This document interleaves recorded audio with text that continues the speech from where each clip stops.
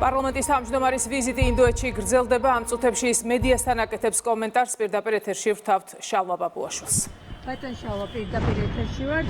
მოკლედ რომ შევაჯაბოთ პირველი ოფიციალური ვიზიტი ქართული მხარის ინდოეთში ამდენწლიანი ურთიერთობის.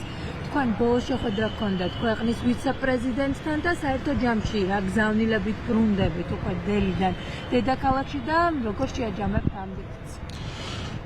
თავისთავად საბოლოო ჯამში ეს იყო ისტორიული ვიზიტი იმ მხრივ, რომ საქართველოს და ინდოეთს შორის ორმხრივი ურთიერთობების ისტორიაში ეს არის უმაღლესი თანამდებობის პირის პირველი ვიზიტი ინდოეთში. ამით განსაკუთრებული ბიძგი მიეცემა ჩვენს ქვეყნებს შორის ურთიერთობას და განსაკუთრებით პარლამენტებს შორის ურთიერთობას. დღეს შეხვედრა ჰქონდა ქვეყნის ვიცე-პრეზიდენტთან, რომელიც ამავე დროს არის შტატების საბჭოს თავმჯდომარე. და გქონდა საუბარი ზედა პალატასა და საქართველოს პარლამენტს შორის ურთიერთობაზე.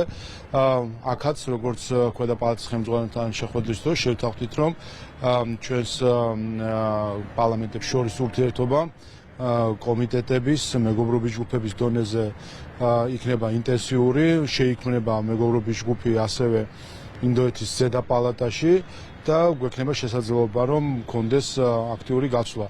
რაც თავარია არის დიდი ინტერესი ჩვენი ქვეყნის მიმართ, განსაკუთრებით დღესდღეობით, როდესაც გეოპოლიტიკურად მნიშვნელოვანი პროცესები ხდება, როდესაც სავაჭრო გზების ახალი მარშრუტები იხსნება, როდესაც საქართველოს როლი სულ უფრო მეტად და მეტად მატულობს, როგორც შუა დერეფნის ერთ-ერთი მთავარი რგოლი.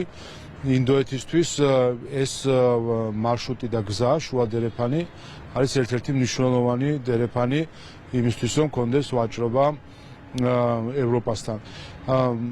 მთლიანად ეს ვიზიტი იყო ძალიან განსაკუთრებული გულთბილი, მეგობრულ ატმოსფეროში. ჩვენს მასპინძლებს სურდათ, რომ ეჩვენებინათ ის სტუმართმოყვარეობა, რომელიც ინდოელი ხალხისთვის არის დამახასიათებელი და რა თქმა უნდა ჩვენც ველით მათ სტუმრობა საქართველოში და ეს პირველი პრეცედენტი და ისტორიული ვიზიტი უმაღლესი თანამდებობის პირისა, ვფიქრობ რომ გაგრძელდეს ველით ჩვენს ინდოელ კოლეგებს საქართველოში და ასევე უმაღლეს დონეზე ინტენსიურ გაცვლას ჩვენ ქვეყნებს შორის. კიდევ ერთხელ ჩვენ საუბრობთ მსოფლიოს ხუთელში შემავალ ეკონომიკაზე, რომელიც დღეს არის ერთ-ერთი ინტენსიურად მზარდი ქვეყანა, როგორც ეკონომიკურად, ისე პოლიტიკური გავლენის კუთხით და თანამედროვე სამყაროში და მომავალ ათწლეულებში ინდოეთს გადამწყვეტი მნიშვნელობა ექნება ეკონომიკურ და პოლიტიკურ განვითარებაზე მსოფლიოსი და ამიტომ განსაკუთრებულად გვიხარია, რომ ასეთი გულთბილი და ასეთი განსაკუთრებული მეგობრული დახვედრა იყო ჩვენი კოლეგების მხრიდან. აი, საუბრობთ იმაზე, რომ ინდოეთის პოტენციალი ამ შემთხვევაში საქართველოს უნდა გამოიყენოს იმის გამო, რომ ამ ქვეყანას გააჩნია ბევრი რესურსი ეკონომიკური მიმართულებით და მისი პოლიტიკური წონაც მატულობს ხითი-დღე მისი რესურსებიდან გამომდინარე. თუმცა ჩვენ საქართველოში რა რეაქციებით ვნახეთ ეს ვიზიტთან დაკავშირებით, თქვათ სახარბელო არ იყო. იყო დამცინავი, იყო კრიტიკული და ასე შემდეგ. როცა საუბრობთ სახელმწიფოს ინტერესებს, რომ მეტი კონტაქტი გქონდეს ქვეყნებთან, ნებისმიერ ქვეყანასთან მტრების გარდა, ამ შემთხვევაში ეს რამდენად სწორი არის ეს კრიტიკა და რამდენად მართებული არის, თუნდაც ამ ქვეყნის მიმართ. არ ვიცი, ზოგადად ეს აჩვენებს ერთ რამეს, რომ პროევროპულობა საქართველოში იქცა ზიზღის, იქცა ძალადობის და იქცა მათ შორის ყველანაირი ღირებულებებისგან განზე მდგომი დამოკიდებულების. ეს არის რაც სამწუხაროდ შექმნა დღეს ბრიუსელმა საქართველოში, მათ მისმა ელჩებმა მოახერხეს ის, რომ ევროკავშირი და პროევროპულობა გაიგივეს სიძულვილთან, ზიზღთან და ძალადობასთან. ასე რომ ეს ზიზღი საბოლოო ჯამში ბოლოს თავად მათ მიუბრუნდებათ, რომ იცოდნენ, იმიტომ რომ ესეთი ისტორიული გამოცდილებაა მათ შორის ზოგიერთი ევროპული ქვეყნისა, რომლებიც სხვაგან ბოროტებას თესდნენ, საბოლოო ჯამში საკუთარ ქვეყანაში მიიღეს ეს ბოროტება. ასე რომ ეს ზიზღი საბოლოო ჯამში მათვე მიუბრუნდებათ. რაც შეეხება ამ ქვეყნის მიმართ მტრულად გაწყობილ ჯგუფებს, მათი საფიცარი სხვაგან არის. მათ მათთვის 1,5 მილიონი ესტონეთის საგარეო საქმეთა მინისტრის იქით 1,5 მილიონი ინდოეთის საგარეო საქმეთა მინისტრს ვერ ხედავენ. ეს არის მათი დამოკიდებულება სამყაროს მიმართ, მაგრამ რაც ყველაზე უფრო უბედურია, ეს არის მათი დამოკიდებულება საკუთარი ქვეყნის მიმართ და ამიტომაც არის ვამბობთ, რომ ჩვენ საქმე გვაქვს მრუდე ქართველების ჯგუფთან, რომელსაც ტვინი ურეცხავენ გარედან და აი ამ მრუდე ქართველების ხელში, რა თქმა უნდა, ჩვენი ქვეყანა არასდროს ჩავარდება და ამაზე არაერთხელ მიიღო გადაწყვეტილება ქართულმა ხალხმა. ფილმზეც კითხავთ, არის კრიტიკა ამ ფილმთან დაკავშირებით, თქვენ ამბობთ, რომ უშუალოდ საერთაშორისო მიმართულებით, რა გაქვთ მტკიცებულება ამ შემთხვევაში, როცა საუბრობთ, რომ არ გამოუყენებია შინაგან საქმეთა სამინისტროს ეს იარაღი? პირველი, ჩვენ შეგვიძლია დანამდვილებით ვთქვათ, რომ ეს არის ჰიბრიდული ოპერაცია საქართველოს წინააღმდეგ. ამაზე მეტყველებენ ის მოლაპარაკე თავები, რომელიც გამოაჩინეს კიდევ ერთხელ ნაფტალინიდან ამოიღეს და სალაპარაკოდ, მათ შორის ბროუდერია გვარა თუ არ ვცდები, რომელიც მიხეილ სააკაშვილის მოწამვლაზე საუბრობდა, გახსოვთ ხომ? რომელსაც იმის შემდეგ ხმა არ ამოუღია საქართველოსთან დაკავშირებით და უცებ გამოცოცხლდა რატომღაც ამ თემით დაინტერესდა სხვაზე რომ ხმა არ ამოუღია. ეს ხო აჩვენებს, რომ ჩვეულებრივად პროპაგანდისტები გამოიყვანეს იმისთვის, რომ ეს თემა რაიმენაირად შეეფუთათ. პირველი დასკვნა, ამიტომ ეს არის აბსოლუტურად აშკარად არის როგორც პროპაგანდისტული ცრუნატივის გაქცევა, რაც არის თავის მხრივ ჰიბრიდული ოპერაცია საქართველოს წინააღმდეგ. ახლა შევხედოთ, ვინ არის ამაში ჩართული. ამაში არის ჩართული ბრიუსელი, ჩვენ ნახეთ ევროკომისიის პრესპიკერის, რომელიც საქართველოს მიმართ და ქართული ხალხის მიმართ განსაკუთრებული მტრული რიტორიკით გამოირჩევა, მისი განცხადება, რომელსაც ასე უაპელაციოდ დაიწყო საუბარი, რომ რაღაც მოლოდინები აქვს მას საქართველოს მიმართ და გამოძიების, ჩვენ ევროკომისიის პრესპიკერის მოლოდინების დასაკმაყოფილებლად არ აგვიჩია ქართულმა ხალხმა, ჩვენ ქართულ ხალხს ვემსახურებით და მე მგონი ცოტა ზედმეტი მოსდის მას. ნახეთ ჩვენ ევროპარლამენტარები, რომლებიც საუბრობენ კამიტეზე, კიდევ ერთხელ კამ რომ მივყვეთ ამ ფაქტებს, პირველი მსოფლიო ომის დროს გამოყენებული კომბლები და ქიმიური ნივთიერებებზე რო იყო საუბარი.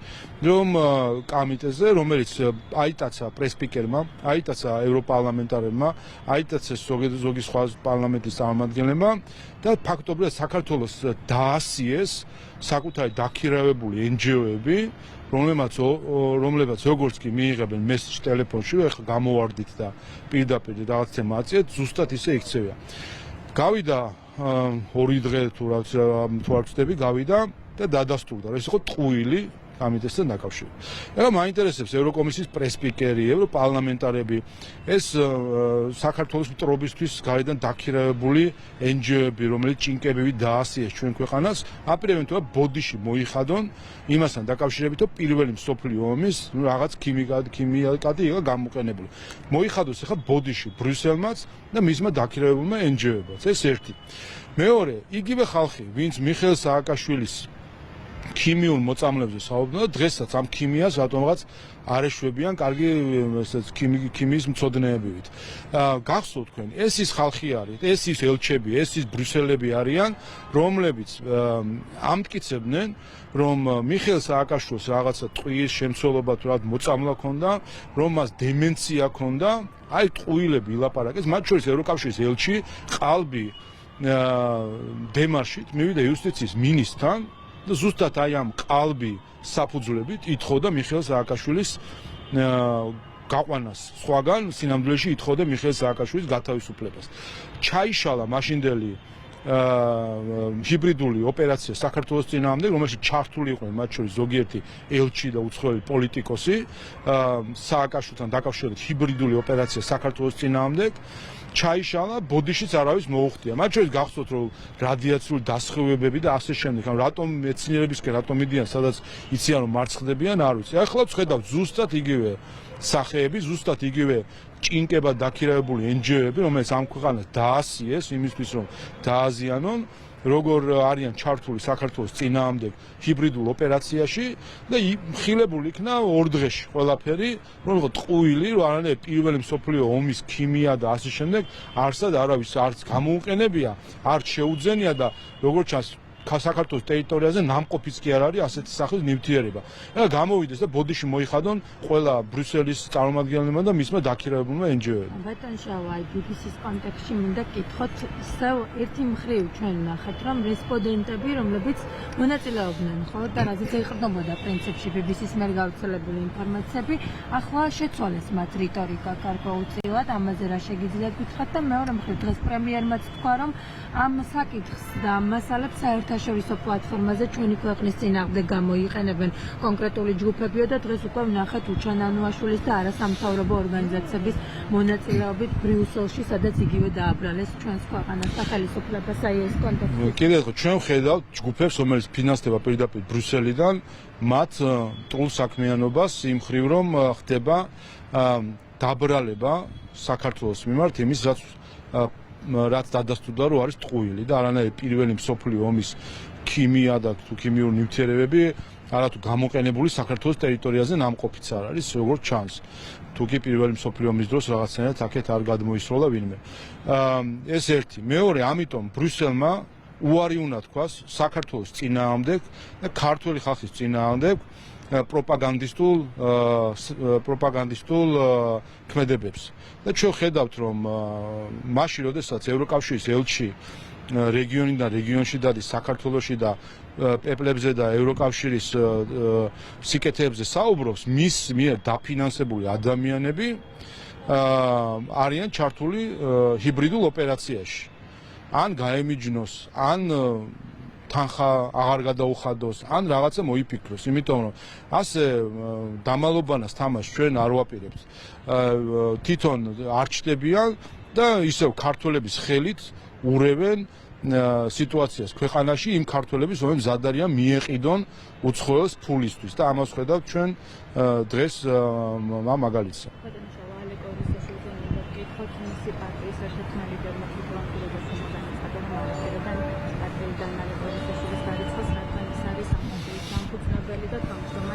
არც ლეოსლი და რაბი არც ამენ კითხვაზე პასუხს კონკრეტულად გარიცხავენ თუ არა კოალიციიდან მისაშორს და ვინც ალბეთ ჩვენ კითხვით მივმართეთ თუმცა კი, ეს არის ხა დღეს ეს არის ახლა დღეს ჭეშმარიტების მომენტი ევროკავშირისთვის მათ შორის, ვინაიდან ALDE გახლავთ ერთ-ერთი პოლიტიკური გაერთიანება, რომელშიც სხვადასხვა ქვეყნების პოლიტიკური ძალები არიან გაერთიანებული და ზოგიერთ ქვეყანაში ხელისუფლებაშიც არის ALDE-ს წარმომადგენლები.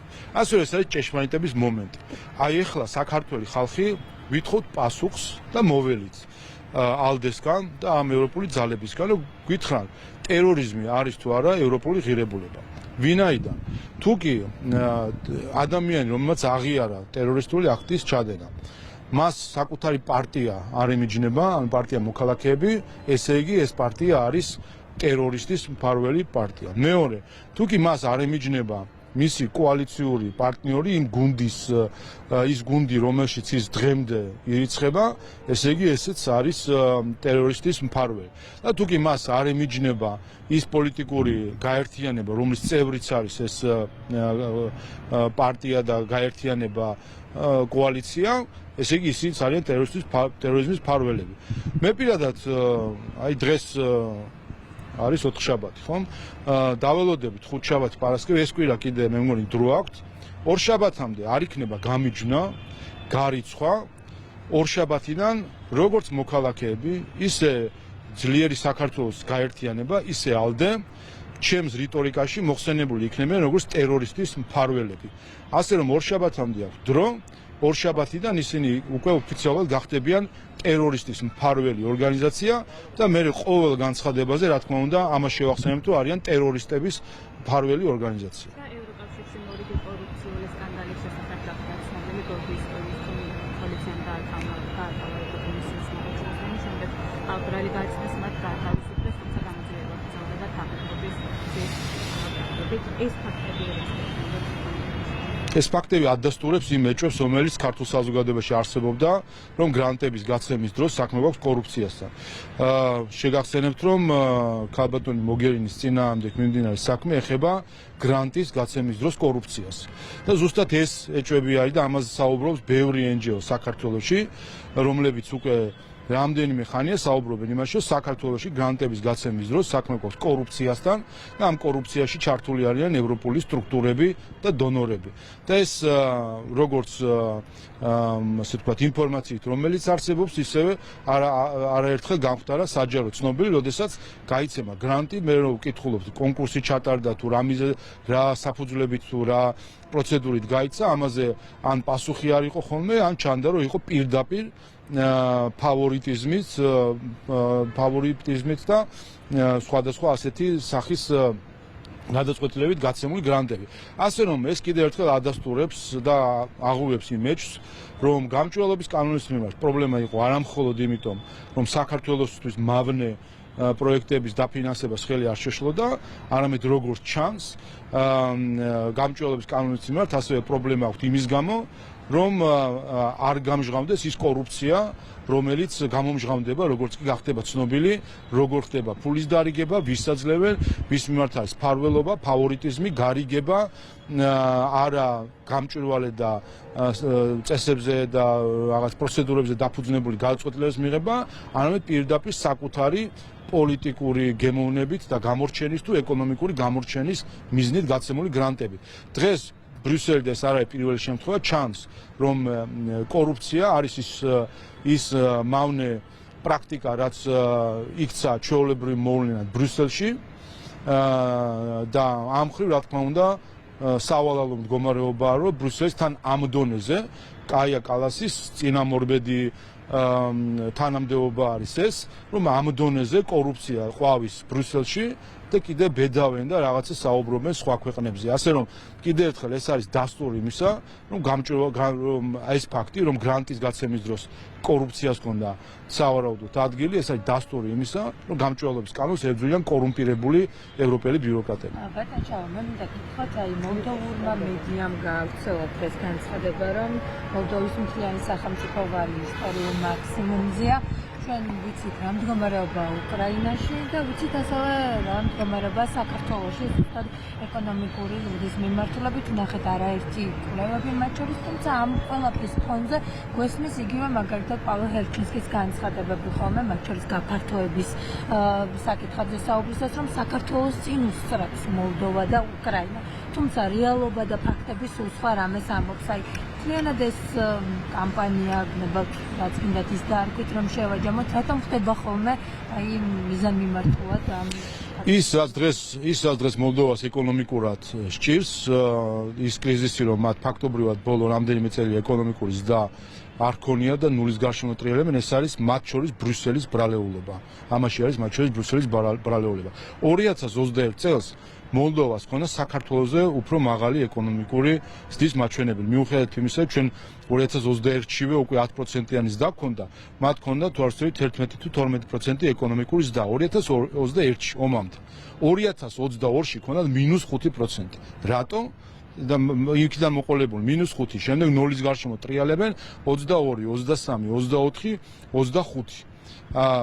მინიმალური ზრდით, მაშინ როდესაც საქართველოს ჰქონდა კიდევ ერთხელ საქართველოს უსტება ეკონომიკური ზრდის წემით 2021-ში და ამის შემდეგ საქართველოს შეინარჩუნა 10, 9, 8%-იანი ეკონომიკური ზრდა, ხოლო მოლდოვა ტრიალებს 0-ის გარშემო.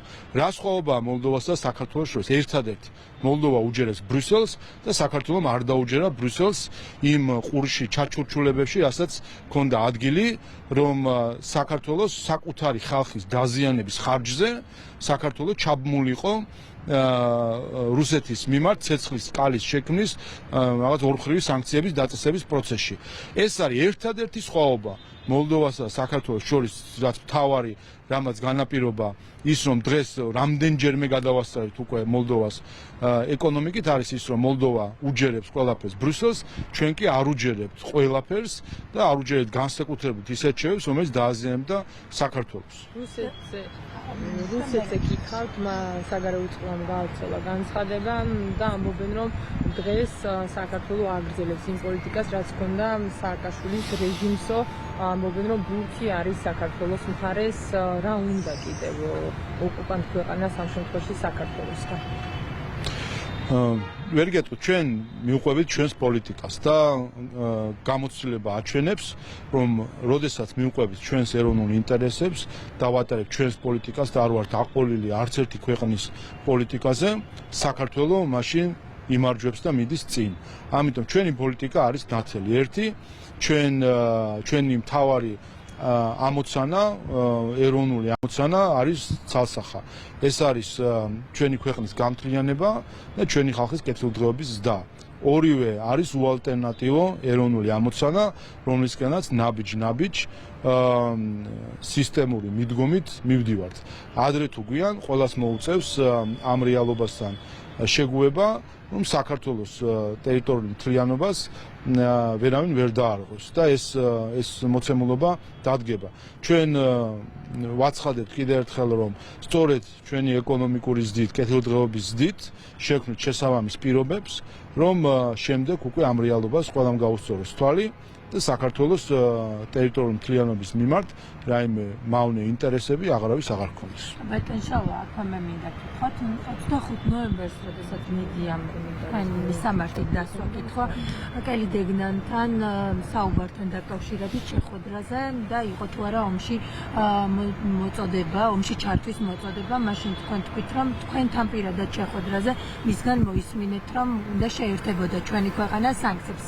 ამის შემდეგ ოპოზიციურმა მედიამ ეს თემა აიტაცა და ერთგვარად მოვისმინეთ კამპანია იმის შესახებ, რომ შალვა პაპუაშვილს მოუწია ეღიარებინა, რომ საქართველომ მოიტყუა, ვინაიდან ომში მოწოდებისკენ არ ყოფილა, ომში ჩართვისკენ მოწოდება და ამის სახელმწიფო დეპარტამენტის მიერ გავრცელებულ განცხადებასაც მოიშველიებდნენ. რეალურად კიდევ ერთხელ რომ განმარტოთ თქვენ, უშუალოდ თქვენთან შეხვედრაზე რაზე იყო საუბარი და იყო თუ არა ომში ჩართვისკენ მოწოდება სხვა შეხვედრებზე, სხვა მაღალი თანამდებობის პირებთან და რატომ რა მიზნით დასჭირდათ ამ ადამიანებს აეგორებინათ სიმართლის და რეალობის გადაკეთების კამპანია? იმიტომ რომ ისინი ემსახურებიან უცხო მიზნებს და არა საქართველოს მიზნებს და რა თქმა უნდათ აჩვენონ ის, რომ საქართველოს თითქოს აქ რისკები არ არსებობდა საქართველოს. ყველას ვურჩევ ერთ რამეს, ვინც ასე უნდა თავი დაიბრმავოს და სპეკულაციები დაიწყოს, არსებობს ასე მშვენიერი ქართული ფილმი „რეკორდი“, სადაც დურუ ხუნჭუას ეუბნებიან, რომ შეაგინოს მდინარის მეორე პირის მყოფ ადამიანს იმისთვის, რომ მან ქვა ესროლოს. აი ეს პროპაგანდისტები, უცხოეთის მაამებელი პროპაგანდისტები სიმამლეში რას ამბობენ, რომ ესე იგი ადამიანს რო უთხრა, რომ წადი და ვიღაცა სხვას შეაგინე, ის გამოდა იტყვის ხოლმე ხო და ეს არ ნიშნავს იმას, რომ ჩხუბში ითრევ ვიღაცას და აბა რას ნიშნავს, როცა ადამიანს ეუბნები, რომ წადი ესკალაციაზე, წადი გამძაბრებაზე, გამწვავებაზე, თან იმ ქვეყანასთან, რომელმაც მეორე მსოფლიო ომის შემდეგ ყველაზე დიდი ომი დაიწყო ევროპის კონტინენტში და რომელიც ამავე დროს დამთხევა თუ არა დამთხევა, ასე აღმოჩნდა, რომ ის იგივე ქვეყანა არის, რომელსაც ტანკები უყენია დედაქალაქიდან 30 კილომეტრის მოშორებაში ოკუპირებულ ტერიტორიებს. და ეხლა ვინმე უნდა რომ ასეთი შტერი ეგონოს ქართველი ხალხი, რომ ფიქრობს, რომ როცა მოდის დიდი ქვეყნის წარმომადგენელი და გეუბნება, რომ წადი და შეაგინე, წადი და სანქცია დააწესე, წადი და ესკალაცია დაიწყე ამ ქვეყანასთან, რომ აქ არ დგას ამის უკან იმის გააზრება, რომ ეს ნიშნავს, რა თქმა უნდა, პირდაპირ კონფლიქტში შესვლას. და ამიტომაც ვთქვი, რომ ვინც ჩვენ მაშინ ეს არ იყო ერთადერთი ადამიანი, ქალბატონი დეგნანი, რომელიც ასე ვინმეს თუ გონია, რომ ესე მიამიტურად ამბობდა, რომ სანქციები დაუწესოთ და ვერ ხვდებოდა ეს რას ნიშნავდა?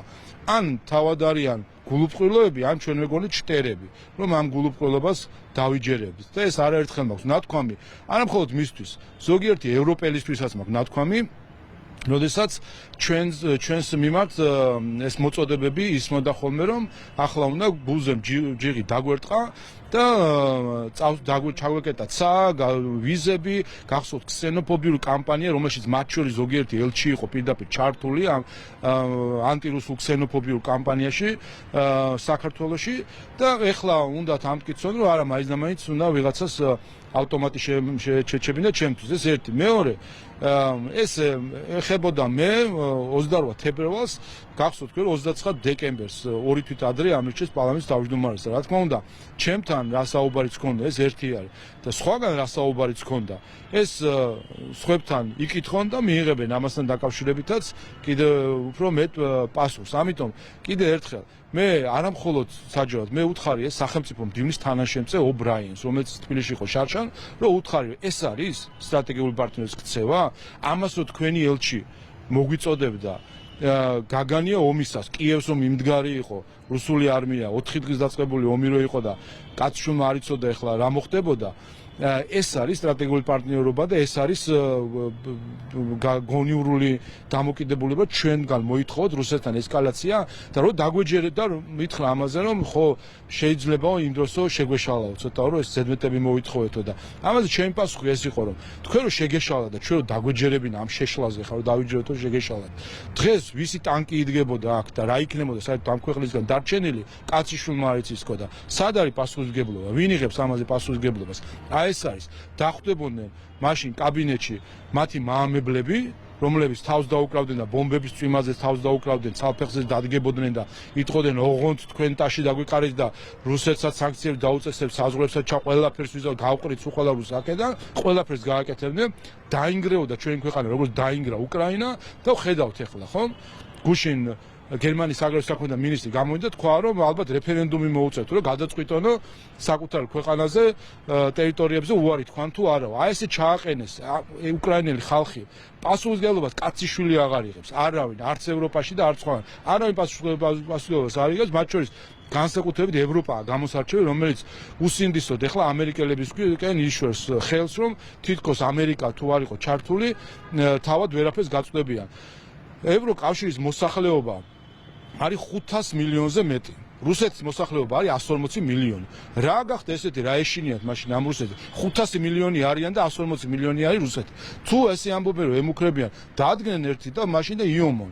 რა რისი ეშინიათ? მათი ეკონომიკა არის 10-ჯერ მეტი ვიდრე რუსეთის ეკონომიკა. და დგანან და ამერიკის გარეშე ვერაფერს ვერ ვსვიდავთ და მანამდე რეუბნებოდნენ უკრაინელებს რომ მიდით და ბოლომდე თქვენ დავართ და სად არის ეს ბოლომდე? რომ ის ბოლომდე არის? რა აღმოჩნდა ხო? სინამდვილეში მათ შორის ის ჩვენ გვახსოვს 2022 წლის მარტში უკრაინა და რუსეთი თანხმდებოდნენ გარკვეულ სამშვიდობო პირობებზე, პარაფირებული იყო დოკუმენტი და არახამიამ უკრაინელმა დეპუტატმა თქვა საჯაროდაც რომ ჩავიდა ბორის ჯონსონი ევროპელების სახელით და მაშინდელი ამერიკული ადმინისტრაციის სახელით და გადაათქმევინა სამშვიდობო შეთანხმება, იმის შემდეგ 3 წელი ომობენ და ომობენ რისთვის?